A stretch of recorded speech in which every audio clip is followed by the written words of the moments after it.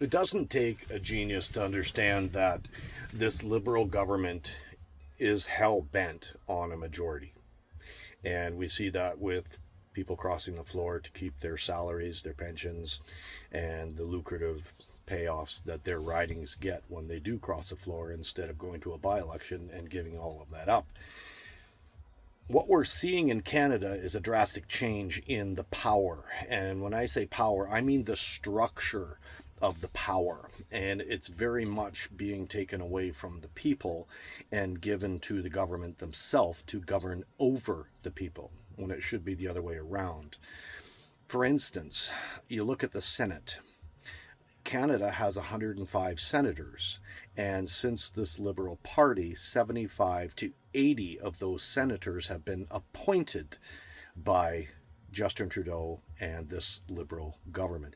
That is approximately 80 to 85% of senators are going to be Liberal sided. Is that a fair statement? Yes and no. They do that selection. They were appointed so that they don't feel pressure by the voters. Well, in fact, what they're doing is they're making them feel pressure to be loyal to a party. Sound familiar? It's almost like giving money to the media. That media now becomes loyal to the party. But it doesn't just stop at the Senate level. It also works in the same way with the Superior Court judges. Now, the Superior Court judges are much more complex. There's multiple levels of judges, and the Court of Appeals and District Court judges, federally, provincially, citywide, and blah, blah, blah, blah. But did you know that in the last 12 years, 5 to 650 judges have been appointed by this Liberal government out of, I think, 1,200.